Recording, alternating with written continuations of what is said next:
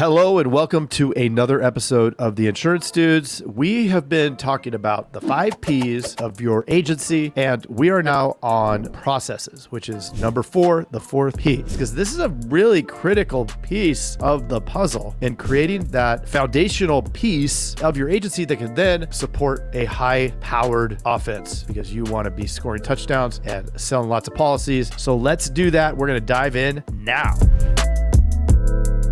All right, we are back. I'm so glad you're here. So let's talk real quick about processes. What are processes? We hear this all the time, but it's a way in which things are done in your agency so that we can really make it a lot better for us, right? Create some organization to our organization. But what are processes? Creating the frameworks, putting the frameworks down on paper or in some digital form where people can access it, where we can look at these clearly defined process flows that are going to tell folks how to do basically anything in the agency. So a couple things. People in business talk about all the time, or in life, being proactive versus being reactive. And we want to eliminate a situation where we're being reactive because we become highly ineffective and inefficient when we are in reactive mode. So let's think of it this way, right? When we're proactive, it helps us stay ahead of issues, have foresight to kind of cut things off before they get out of control. One of our guests that we've had in the past, Laura Harris, just remember so clearly her saying that if you don't have processes, you can't scale because you can't scale chaos. If you scale chaos, you are burning money. And so we want to do that, right? It's very expensive if it's a mess. Think of anything, right? In business, we test things at a small level. Like if you're going to run ads, you run ads and you're doing a couple dollars a day. You're not going in and doing a $10,000 a day budget because that would be crazy. We need to test at a very small level what things work and then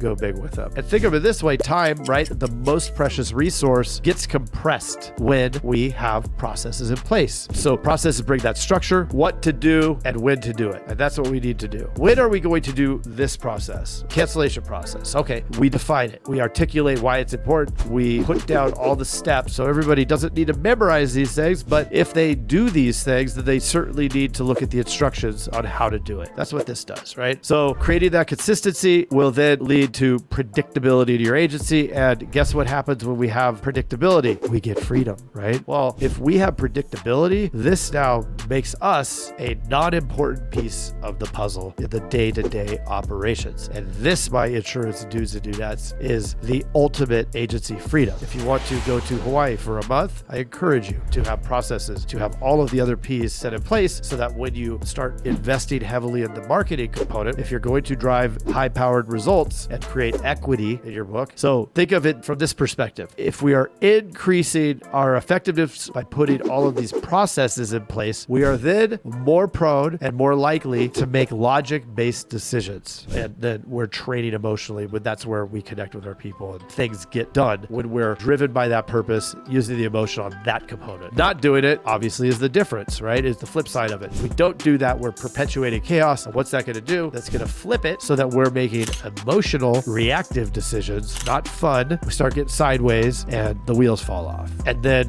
when they need us to be training them and supporting them, now we're doing it with logic and they're not going to connect with that, right? So what are the key elements? What are the key elements of effective processes? Well, we need a central location. We need them to be user-friendly. We want to keep these things simple, but at the same time, make them clear. So everything has to be clear so it's easy to follow. It has to be clear so that there's no question, so they can't wiggle out of it. So I love that part. We talked about the ego, right? And the ego is going to sometimes come in and create this my way or the highway. My way or the highway ain't that effective. It's our way or the highway. So you have to be adaptable. So it's not my way or the highway. It's everybody's on board and everybody agrees with these things. And it's important to not just say that it's an open door policy, but to actually continuous improvement will result from having open feedback and doing feedback loops to make sure that it's working. Right? We want to optimize these processes over time. We can revisit things, and this is why it's so important to do daily meetings, because even though we're going to be most heavily focused on sales training during those meetings, we're also going to take care of some operational stuff where that is, right? Let's say there's a process. I could give an example. At my agency, a few years ago, we created a process called the 3 swings. There were 3 scheduled calls that would happen within the first month of somebody signing up with us. A welcome call, a follow-up call about a week later, and then 2 weeks out from that, another call. Those 3 swings, what happened was the salespeople would close the business and then adios. Well, the service team came to one of the meetings and suggested that,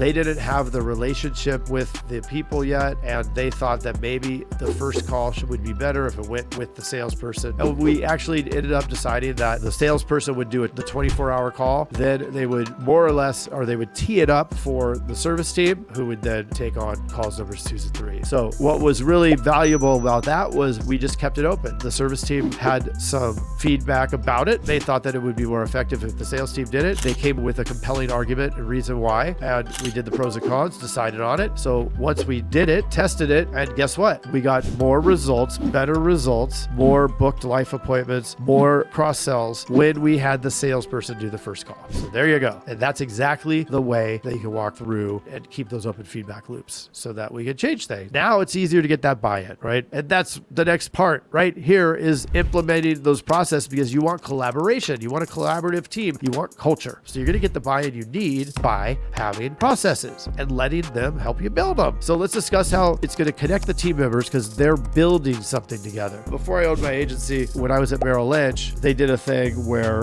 the local Merrill Lynch office did Habitat for Humanity, where we went out, we helped build a house, did this whole thing and built a house for family who needed it. And so it was a great cause. It was fun to go out and do. But at the same time, we were working on some various ways to create a sales structure. So we were developing the processes and collaborating as a team on this project, this Habitat for Humanity. And it really helped bind everybody, because while we were also doing this work, we were working together on that thing with a common goal of helping this other family. It was really cool and a way to get that collaboration. Another thing that's important about it is having a collaborative environment where you're open to those feedbacks creates really good connection between your departments. So some of you may not even have separate departments, but typically as we grow, we'll end up with a service and a sales department. And then if we grow more, then that can get further split up. As we grow, we keep adding departments and growing each one. Well, we're going to stop there. I do have a few more points on processes, but I didn't want to fill you up with too much stuff and have you tune out. So I think that right now you have a really solid base of some things you can do to create that foundational component so you could build and scale and create equity in your agency. So hang out, be here for the next episode. How are you going to do that? Well, by subscribing, of course. Subscribe and you'll get the second half of this episode, which is going to come out in a couple days. So appreciate you listening. We will talk soon. Don't forget, subscribe, like, leave feedback, do all those things, and we'll talk soon. Ciao.